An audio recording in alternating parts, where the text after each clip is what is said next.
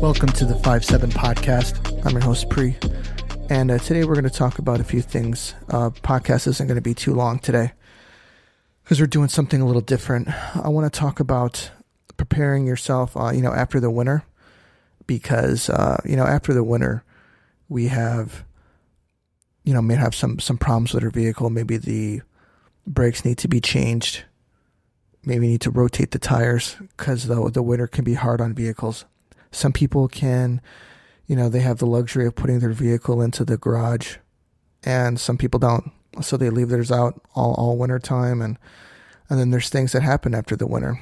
There's things that we keep in our vehicle during the winter that we don't normally keep in the springtime.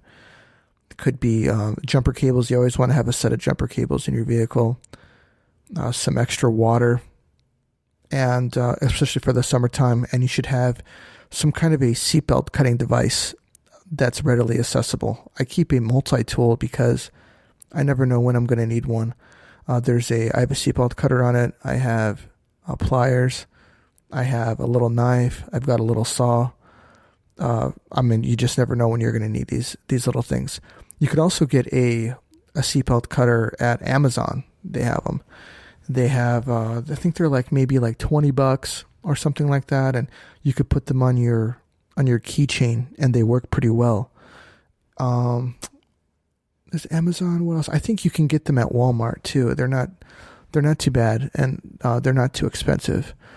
So going into the spring, there are a few things that you do want to keep in your vehicle. Like I said, you want to keep your jumper cables. Maybe when you leave for the day, especially going into the summer, you want to bring some water with you, like some extra water. Personally, I carry a Hydro Flask. They work really well. They come in all types of sizes. I have a 32 ounce, which is pretty big, and I have a 20 ouncer as well. And normally the 20 ouncer I use for kind of just if I'm running errands or going out and doing small things, I'll use that one. But I also use the big one, like when I go to work, just so that I don't have to, fill my water up so much. And they work really well. I've my father-in-law, he's got one, and he left his in his vehicle.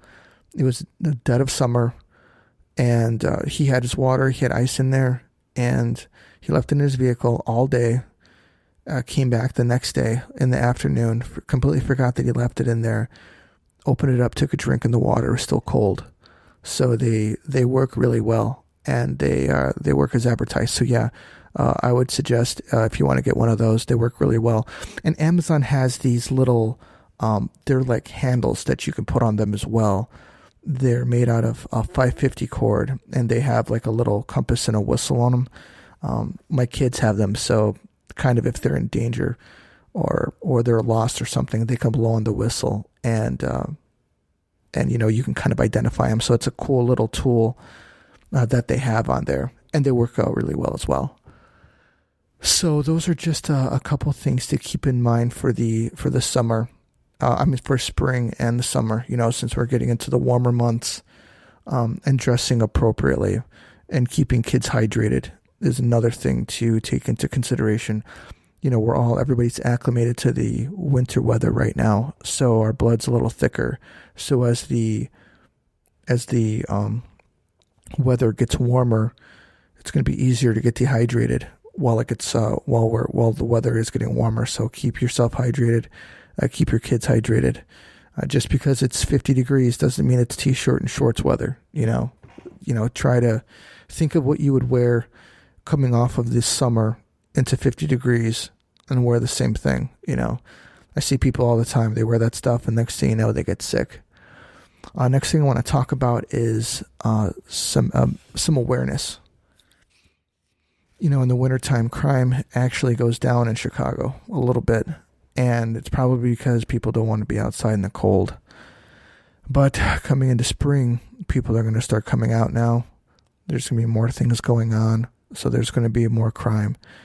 When you're walking down the street, keep an eye on where you're going. Keep an eye on what's going on to the left or right of you. See if you notice anybody following you or what have you.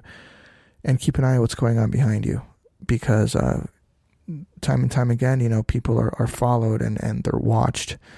And, that could be preventable if you, take your head out of your phone, or if you, just look around a bit and notice, hey, this guy's been walking behind me for 3 blocks. It's kind of weird, or, you walk and you make a right, and then you make another left, and you notice that there's somebody still following you at the same distance.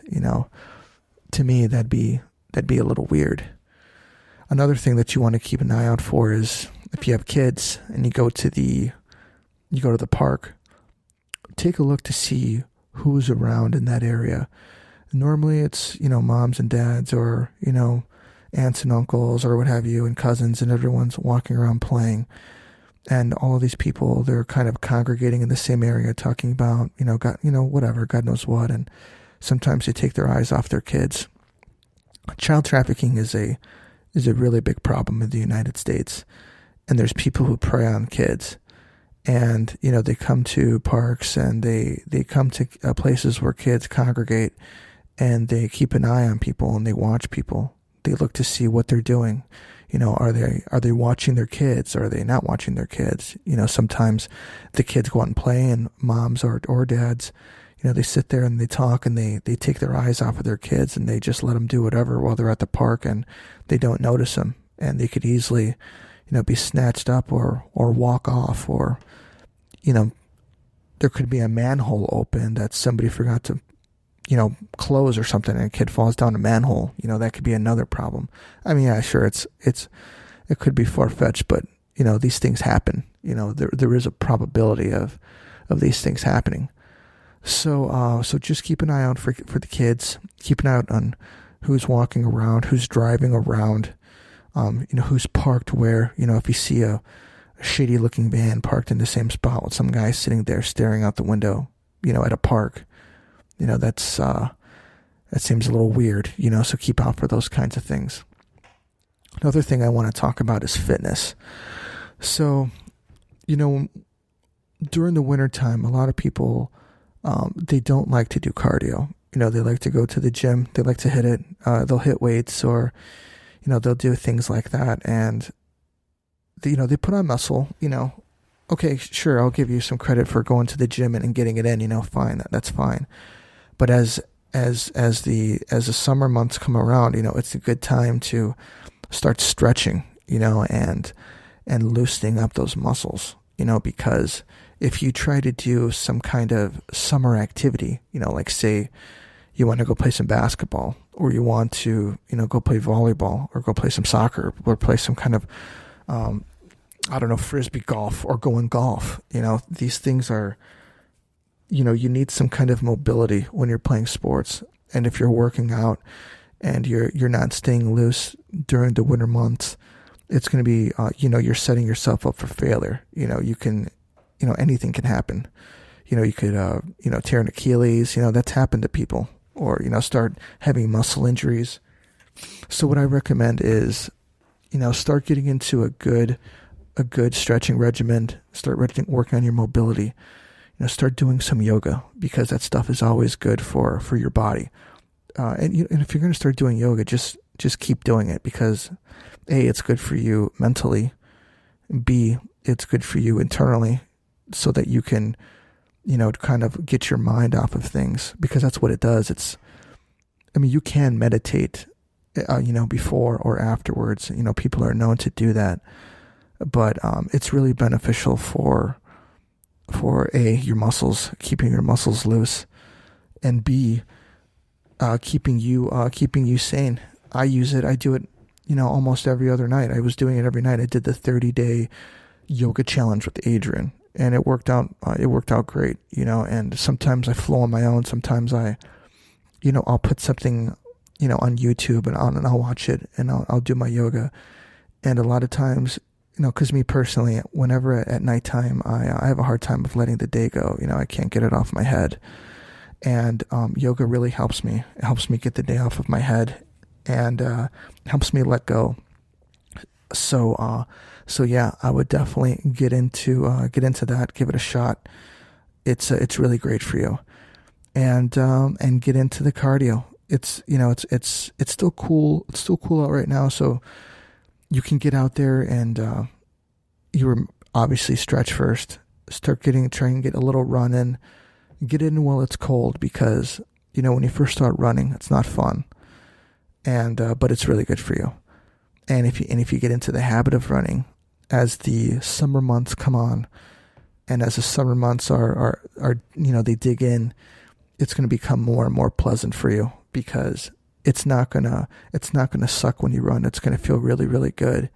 And when you get out there and you run, and it's, an 85-degree night or an 85-degree, morning, and you start getting that sweat on, you start getting all that poison out of you, because obviously during the summertime, there's picnics and there's birthday parties, and, and obviously there's going to be beer gardens and festivals and concerts, and obviously everybody's going to want to be doing a little drinking. Everybody's going to be eating, and that cardio is really going to help with that stuff, getting that poison out of your body. But it's in a way, it's kind of good poison at the same time. So yeah, be sure to get your cardio in. Start now while it's cool, so you can enjoy a summer of running or what have you, and getting out there and doing something. Biking is really good too. It's really good for the body, and it's good for to get your mind off of things. And we'll move into diet a little bit, since I was talking about fitness, because they kind of go hand in hand. Diet during the summertime, it's really easy for it to go south, because you go to a barbecue, there's going to be ribs, there's going to be brats, there's going to be hot dogs, there's going to be all kinds of sides. My sister-in-law makes this kind of corn casserole that's really, really good, and it's got all kinds of stuff in it. Not all of it's good for you, but I still eat it because I love it, but anyways, the summer months and the summer diet, it's very easy to get off of it. In Chicago, there's the Taste of Chicago, there's festivals, there's carnivals, there's, concerts once again, man, and they've got all kinds of food there, and a lot of it's good, and a lot of it is loaded with stuff that's not really good for you, but it tastes really, really well. So during the summer, just keep your diet in mind. Try not to go too overboard, and try and keep it straight while you can, because if you can keep your diet good, keep your fitness good, when you go into the winter months, you'll be lean and mean, and it won't be so hard to keep that weight off or stay in shape going into the winter. And another thing I want to talk about is, when you turn on the news, there's all kinds of things going on these days. There's the Mueller report just came out. Jesse Smollett just got all of his charges dropped, and there's just a ton of things going on. And what I want to talk about is where people are getting their news, and I don't think that it's good in general for people to get their news from one location. So say if you're sitting down and you're watching CNN and all you watch is CNN, you're only going to get one perspective. And I'm not saying that, I'm going to use CNN, I'm going to use Fox News as an example, okay? Because, CNN pretty much caters to the left, and Fox News pretty much caters to the right. And when you sit down and you get your news from one location, you're going to start thinking that way. And, that's not good. And what the mainstream media and what these news companies do is they have their own brand of politics, and they spew their own brand of politics, and they try to get people thinking that way. And that's how you get people that are on the extreme far left, and how you get people on the extreme far right. People who only watch Fox News, they end up being, extremely, right conservative, or just thinking from one point of view is just not a really good idea. I've always thought it's a good idea to watch one and watch the other. Take in the facts if you can get the facts from either side, and make your own opinion. What do you think is right and what do you think is wrong? And think about that. It's really hard these days to turn on the TV or turn on the news and get it and get an honest opinion, like a news source that tells you exactly what happened without any kind of without them putting the prerogative on it, you know. So that's those are just a few things I wanted to talk about. You know, it's you know, there's a lot going on, and there's a lot going on in the news, and there's a lot of things that we need to talk about, you know. And I'm curious, you know, what you guys are out there thinking, you know, with the whole college bribe scandal. You know, we did our last week's podcast was on that, and we were talking about nepotism and how it's meant to help people, but it seldomly does, you know. And after a week of seeing some of the other things that have come out from it, and I was, you know, getting the news from both sides, and obviously, you know, there's two different sides of the story, but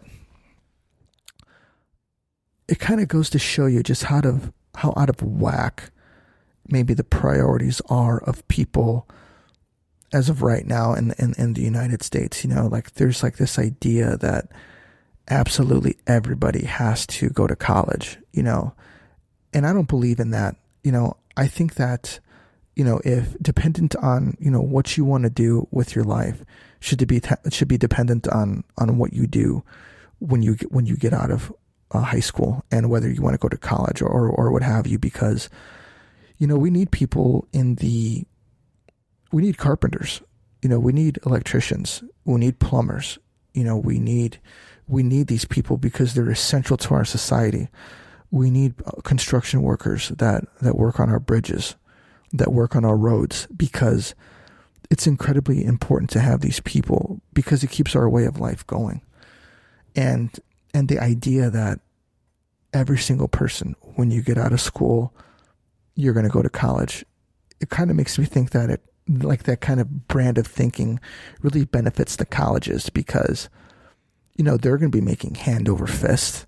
If you look at the NCAA, they're making hand over fist on these athletes, and these colleges are making hand over fist on these tuition costs.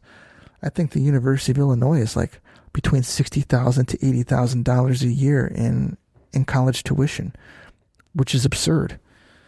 So, you know, to parents out there, and, you know, I mean, because everybody wants the best for their kids. You know, they want their kids to be, you know, doctors or lawyers, but maybe that's not what the kid wants to do, you know. And just sending them to college and putting them in student loan debt is not a solution. Or just blowing that money on college, this isn't the solution.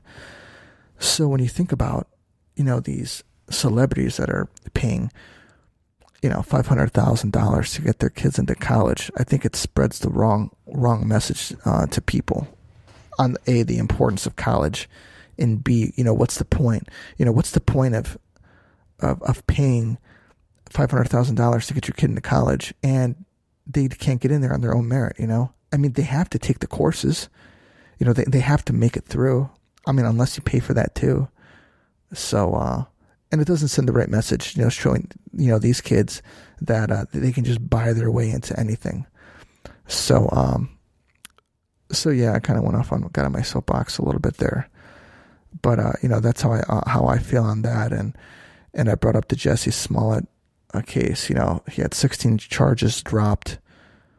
You know, I'm curious to what exactly happened in that case. You know, what's the truth? You know, because he said there was a hate crime, and then it comes out that he staged the whole thing. You know, and now they're saying that you know, they're throwing out all charges.